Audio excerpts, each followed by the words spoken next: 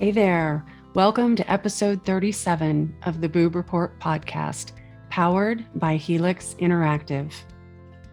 Today, I'm hanging out with Leah Robelato Bass. She is incredibly passionate about working with caregivers and their mental health so that the whole family can thrive. Let's get started. All right, so we are going to continue our theme of focusing on the caregiver, focusing on moms and caregivers, because the month of May is obviously Mother's Day and all of that. So we are very excited to have Leah join us and talk about what she's passionate about and what the focus of her work is caregivers. Welcome, Leah. Hi, thanks for having me. We're excited. So let's dive in and start talking. We were chatting a little bit before we started recording. So, and I'm like, certain things that I highlighted that I want to talk about, but tell us a little bit about yourself and how you got into really focusing on caregivers. So I'll give you the Cliff Note versions, or everyone's going to have to listen in their car and doing laundry and everything for the next 5 hours. But it sort of came from me being a burnt out caregiver. I was working in corporate America. I had 2 young children, one who has lifelong chronic illness, but at the time was somewhat sicker than he is now that we have it sort of stabilized.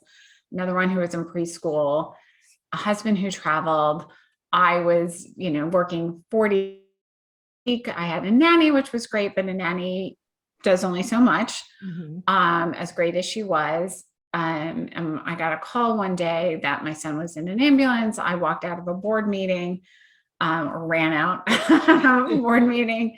My husband was traveling to Dubai at that time. My son was in the hospital for 3 days. Luckily, my nanny sort of jumped in and stayed. But there's still that stress of, I was thinking about work when I was at home. I was thinking about work. I was living on coffee and when it was socially acceptable, wine, maybe a salad got into my mouth at some point, or, like protein bars or a donut from the lounge area, nothing healthy. And I weighed like 100 pounds. And, I'm not, well, you can't tell because I'm sitting, but I'm 5'3". Like that's not enough. Yeah. And I'm still not a giant person, but I was literally sort of wasting away. When I came back from that 3-day hospital stay, a colleague said to me, "Oh, you got another mom vacation." And I was like, something switched in my brain. Yeah, like this isn't working, and it wasn't worth it. Like I'm not going to just sort of waste away and die here. Yeah. And, my company didn't care. I was replaceable. Everyone's replaceable. So I literally just walked out.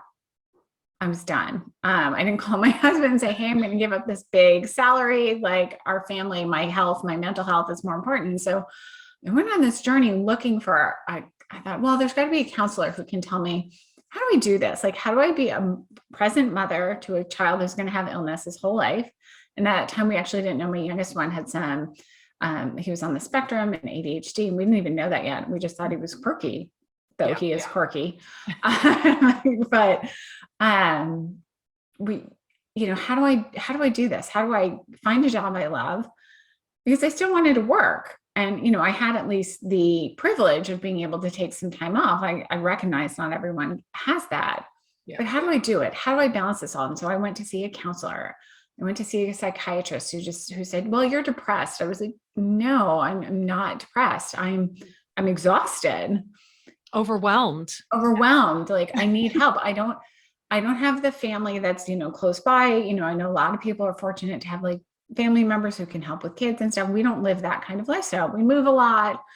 We lived far away from family. It wasn't a lifestyle we live in." And he said, "Well, you just need to maybe hire a night nanny." And I was like, "You're missing my point."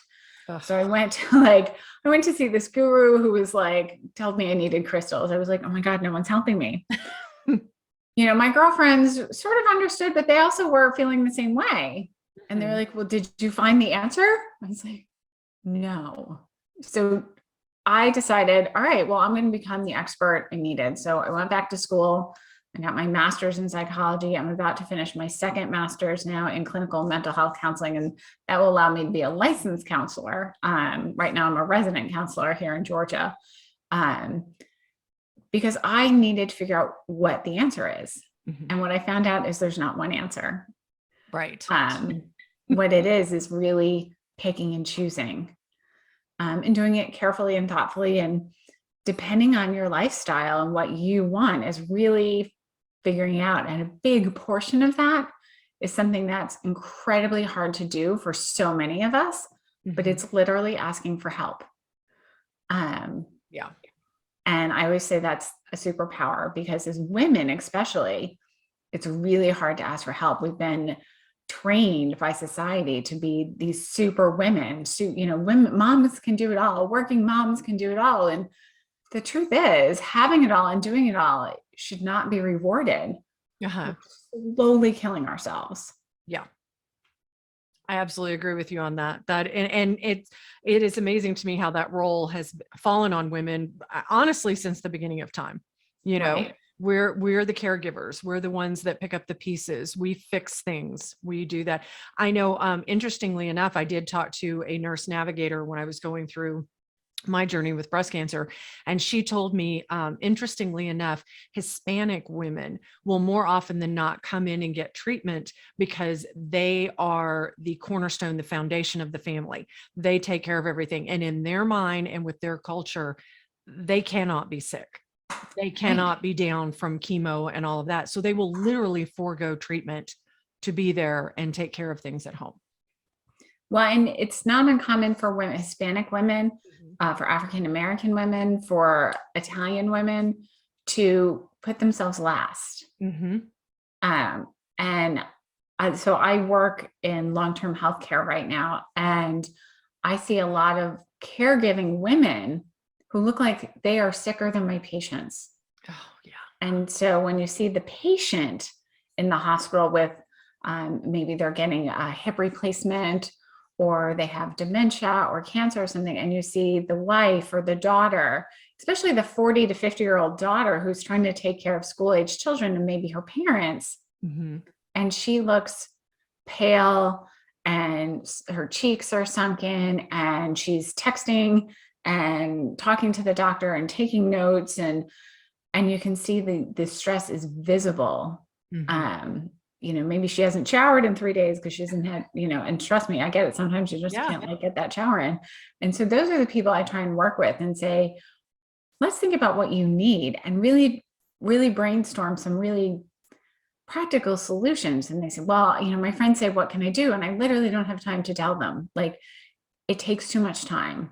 Mm-hmm. And so that's where we brainstorm, like, let's write down, little things. And so people can pick and choose how they can help you, because maybe you don't want to say to your friends, can you pick up groceries? Like, can you go grocery shopping? Can you do the laundry? That would be really helpful because it feels uncomfortable to have someone do your laundry or come in and vacuum. But with a lot of people, I say, maybe have a virtual jar or an actual jar. Like, I need, these 10 things done, whether it's literally just picking up the groceries and putting them away, Mm-hmm. bringing the kids to school, picking up my dad's medicine, or sitting with my parents or my, whoever the patient is, whether you do it on like a Facebook page or you put a little jar on your front step, people can pick what they can do.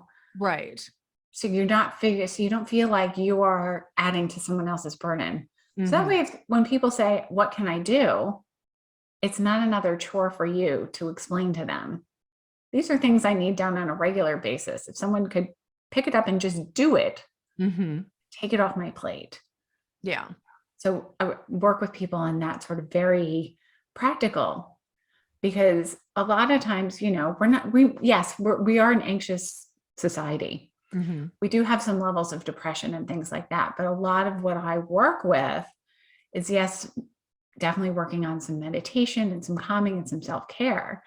But a lot of times self-care for caregivers is getting things off your plate. Yeah. In practical manners. I can teach you all the meditation and things you want, but if you don't have time to do them, it's not going to help. Right. Focusing on little things that you can do to, I don't want to call it the problem, but the task at hand, Right. what you have on your plate, being able to focus on those little things and have someone step in and help. I actually had someone tell me that what they appreciated was that their friends didn't say, what can I do to help? What do you need? They just would come and say, okay, where's your grocery list? I'm going to go get the groceries for you. Right. I'm going to take your car and get the tires rotated or put gas in it or whatever. They just showed up and said, this is what I'm going to do for you, because they knew their friend was not confident or didn't want to burden anybody. So they weren't going to say what they needed. So they just stepped in and took charge. Exactly. And so you had this great bunch of friends, and not everyone has that circle that's just going to come in and do it. And so, Right. so a lot of people do have those people who are like, what can I do? And you're like, I'm fine. Yeah. And you're not, you're crashing and burning inside. And at some point, and there's only so long. So people are generally really great at the crisis moment. You Right. just got diagnosed with cancer. You just got diagnosed with liver failure, or someone just fell and broke their femur, or that sort of initial diagnosis phase. So that first week to even month, but then sort of as it becomes a chronic problem, it's not that people don't care. They're busy too. They Right. forget. Mm-hmm. And you're too busy dealing with the kids, the parents, the job, the, PTA, the, everything. You do not have the mental capacity to reach out. Right. And everyone else is doing 10,000 things. So that's why we sort of brainstorm. We literally write down like, I don't even know what I need. All right, well, let's think about it. Like, let's literally sit here and write down, like, what do you wish you had time to do? And then what does your body need? Like, did you forget to drink water today? Yeah.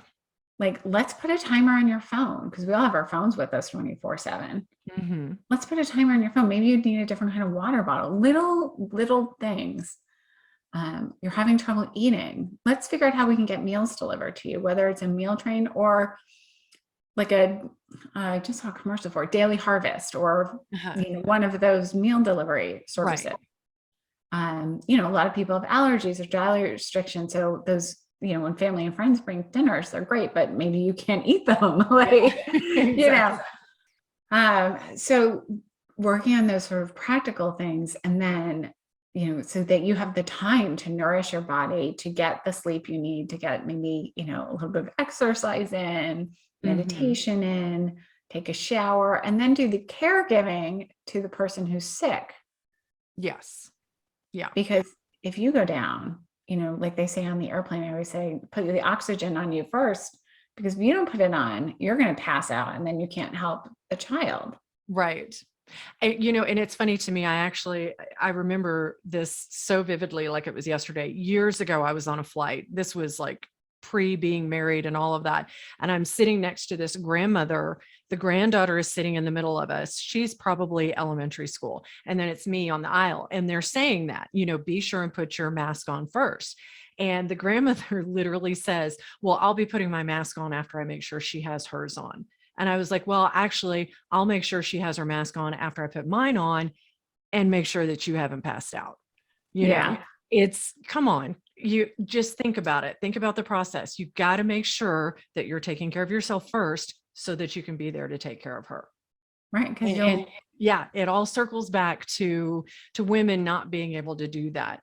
I did have one guest previously who, she moved her mother. Her mother was going through breast cancer, and it was terminal at that time. And she moved her mom in with her family.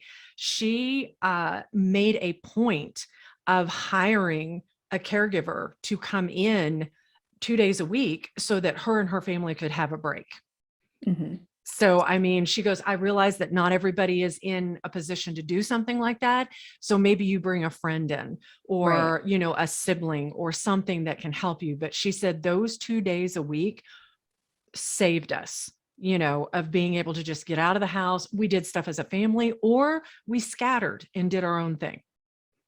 Right. And so what people don't realize is, so we've talked about, getting those really practical things done. Mm-hmm. And then what you need to look at is, how's my mental health? Like, taking care of a sick person is physically draining, but Mhm. it's also emotional. So whether their diagnosis is terminal or chronic or critical, that is emotionally draining. If this is, you're not going to take care of a perfect stranger off the street. Mhm. So you're taking care of someone you love, and to see them in pain can be traumatizing.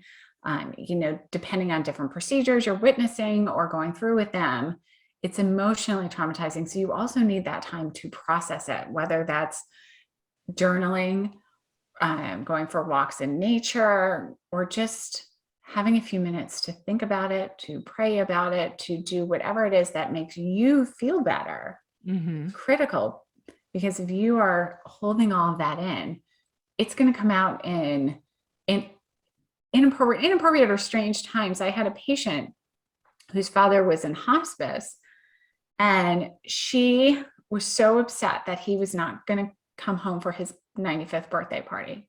Mhm. He probably honestly wasn't going to make it the following week to this party.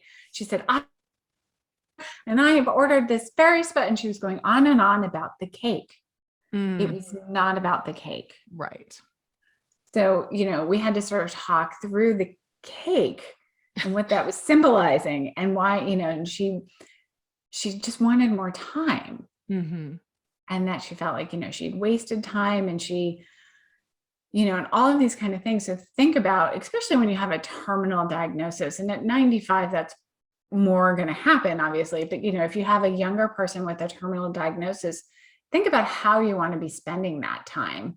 Mm. So hire people if you can, ask friends if you can, to spend that time thoughtfully, whether it's recording their voices, or their stories, or even asking them about their stories and then writing it down. I find, sometimes our people who are ill don't have the stamina to tell their stories, but you've heard it 100 times. So maybe talk about those stories with them, or retell it to them as you write it down. Mhm. So things like that can be very healing for the person who's losing, because the person who's dying is often more at peace Mhm. than the person who's losing them, because, funerals and memorial services are for the living. Right. We're the ones who need to grieve. And so really preparing yourself, you often start grieving when you are the caregiver for someone with a terminal diagnosis. You start grieving way before they die. Mhm. So really taking care of and recognizing that you're grieving a person who's sitting in front of you. Yeah. So that can be really challenging, and recognize that process, and hopefully have someone who can help you through that process. Right. When you meet with your patients, do you find that a lot of them, they almost feel guilty for wanting that time to themselves, and that's part of the problem? Yes and no. So it really depends. People have different perspectives on it. Mhm. I don't think anyone's ever really ready to lose someone, and it's often easier with people who are older. Um, but if you are talking about someone who's losing someone younger, even in their 50s, Mhm. it's just you're not ready. But it's really person to person, family to family. Yeah. So when they're taking that time for themselves, maybe they hire someone to come in, or they have a friend come in or something. I think getting them through those first steps of accepting the fact that they do need to take care of themselves. Do you think that's where maybe the guilt comes in? They're like, oh, well, I have to be here to take care of this Yeah, I person. only have so much time. Yeah. Yeah. So yeah, the asking for help and then the Mhm. accepting of help is harder when you have someone with a terminal diagnosis. Right. Um, I don't often deal with terminal patients, Mhm. um, but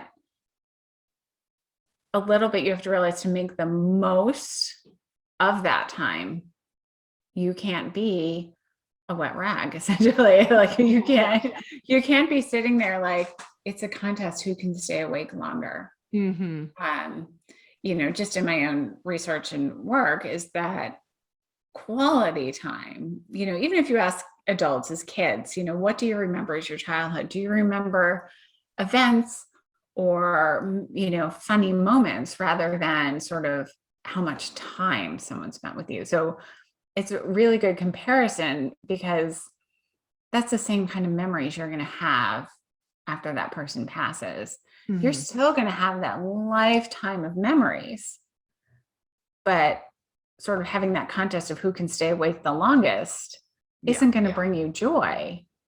Mhm. Watching them sleep for 4 weeks straight won't bring you joy, but the memory of, them pushing you on the swing or taking a special trip or even just reading to you as a child or, seeing your school play or, looking over from the sidelines or, seeing their face when you graduate college or get married or them holding your baby or things like that are so much more meaningful than sort of the marching on. Yeah. So it's a lot of sort of prioritizing, but it's helpful to have a friend tell you that, a counselor, coach, anyone else Mhm. outside of your own brain. Right. So you have to take care of you. We don't want to bury two people. Exactly. Yeah, I think when my husband was taking care of me and he did just an amazing job. It was so sweet. My mom was down with us right after my bilateral mastectomy. And she told me, she goes, I knew that he loved you. There was never any question about that. She goes, but I saw how much he loved you Mhm. by the way he took care of you. And I think for him, it was more a fear of losing me and why he wanted to be there with me all the time. At Right. one point, he loves to play volleyball, loves to. And I literally made him leave and go play volleyball with his friends because he hadn't played in weeks because he was there. All of his focus was on me. And he's like, no, I can't. And I was like, babe, the neighbors are right next door. I'll keep the phone in my hand. I'm fine. I Mhm. need you to go de-stress and go hang with your friends. Please do Right. this for me. Do this for me. So, and when he came back, his face, it was just the stress was gone. Well, and it also gives you, so another sort of trick I tell and a story I tell is when I was pregnant, I was on bed rest forever for like 3 months. And my husband would come home from work and like stare at me. And like, he would tell me a little bit of his day, and I was sort of bored of hearing about his work. Hmm. I was like, can you go do something? And he's like, no, I'm going to be right here with you. I had a phone. I had friends all around. People were in and out visiting me and watching me. And I was like, I need you to go do something interesting so you can tell me about it. Like, go. And he was just like, I was like, and stop. You're being creepy. Stop it. Like, it's also helpful for the person who might be homebound for a while or stuck in the hospital to have people come in and tell us about the world, Yeah. especially for people with sort of chronic illness and maybe are trapped in the hospital doing treatment for months at a time, or even, maybe they can't go out because they're immune compromised or something. But we need our people to go have experiences so we can have interesting conversations. Oh yeah. I never really thought about that. That's brilliant. Yeah. Because there's only so much TV. Like, Hmm. there's a million crime shows, and it's starting to make me question society for many reasons. There's reality TV, which, let's face it, is terrible. Yes. And then you can scroll Facebook for so long, but it's so much better if people come in and tell you about what they did interesting. What Yeah. did you see in the world? Like, tell me. Yeah. Um, and that's another way you can think of your being a good caregiver, is to have experiences to share. Hmm.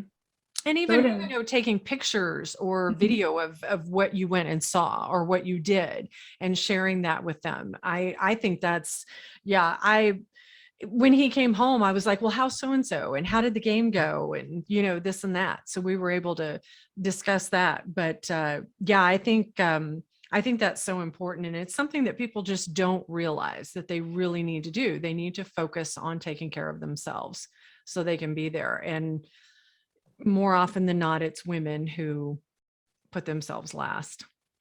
regularly. And one of the things I like to talk to, so my kids are 10 and 12, and a bit of high maintenance, 10 and 12, I always say. Having a chronic illness and teaching a child with a chronic illness to sort of transfer care from his parents to himself is Mhm. a long process. I always say they don't know what they're, it starts from when they're babies to when they walk out of your door. Yeah.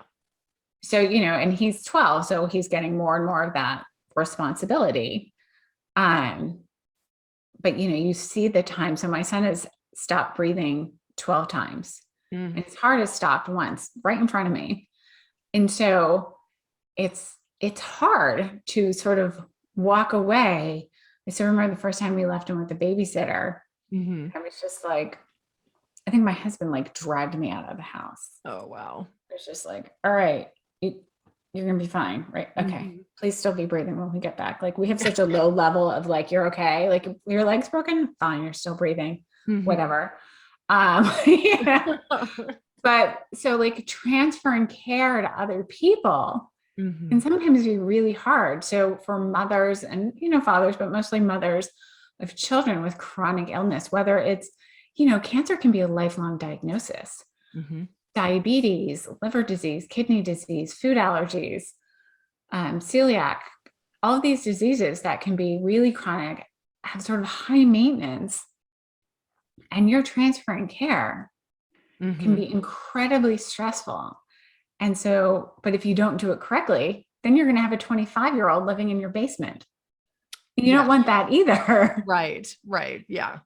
So managing sort of that, what I like to call healthy anxiety, which is still not a great phrase, but I haven't found a better one, of letting go of that care, of teaching them how to advocate for themselves, of how to grow and advocate, and how to, whether it's they have to be careful what they're eating, of measuring blood sugar, of how they talk to their doctors and how they make sure they go to the doctor and all that kind of stuff.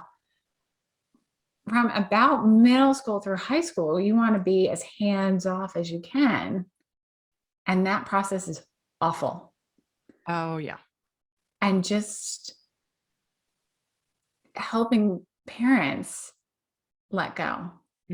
Because one of the awful things about being a parent is you have your heart literally on the outside of your body. And if you do your job right, it walks away from you. And it's the worst feeling. But coaching parents through that, and then you can see like, I did this great job. They don't need me. What? Yeah. Why don't they need me? So that can be really stressful, and sort of walking through those feelings of almost grief of, what do you mean you don't need me? Can be really challenging, especially for mothers who tend to do more of it. Yeah. And there is sort of a higher level of anxiety, of like diagnosable anxiety, of clinical anxiety, clinical depression in mothers with children, because also they're isolated. So if you have a friend who is a caregiver, whether it's a child, a parent, a sibling, whatever, they tend to be really isolated, because when you ask them to do things, they're like, oh no, I gotta. Yeah. And then eventually people stop asking. Right. And so my advice to friends of people who are in that caregiver role is to keep asking, and maybe get kind of pushy about it. Like, oh, I know you're taking care of your father, but what can we do so that you can come? You need a break. Like, can we get someone else to sit with him? Can we get someone else to take over? Because socialization, whether it's going to wine night, book club, going on a run with your friends, or just going for a walk, or sitting in the backyard and gossiping, or whatever it is critical to our mental health. Humans are social creatures, and we need to continue that aspect, even when we're dealing with a health crisis in our families. Like your husband went to the volleyball. Volleyball is great, part of cardiovascular and health, but what was really important was that social interaction. Yeah. So when you have a friend and they say no, and they say, I can't leave, I can't, literally figure out how to pull them away. And it may mean that, like your husband was pulled away, and maybe someone else sat with you. Take turns having someone sit, make a schedule, and workshop this stuff through. Yeah. As a friend group, maybe, or as, a family group, like we all need to take breaks, if you have a sibling group. And there's going to be more and more only children in this category. Right. Yeah. No, I agree with you. I think one thing that I'm focusing on right now is, and we were chatting about this beforehand, I fly down to Texas to spend time with my parents. I have three awesome brothers and two amazing sister-in-laws who are down there with them all the time. But I fly down every 4 to 6 weeks to give them a break and to spend time with my parents, because I want to give my mom a break as well, because my mom lives in the house with my father. He's 87 years old. He still gets around okay, but he really can't be by himself. Right. He's all right mentally. He's got, everything going on, but realistically, it's not safe for him to be alone more than a couple of hours. Right. So, we come down and take turns so that my mom can get out of the house. She loves to work in the yard. She loves to go have lunch with her sister or some of her nieces or whatever. And so we're aware of that, of getting her out. And I think if more people would just really take a step back and think about these caregivers and what they need, so that we could all kind of be a team and help each other out, it would Right. just, And what a lot of people don't realize, so if you don't have the family support like you have, there's actually programs.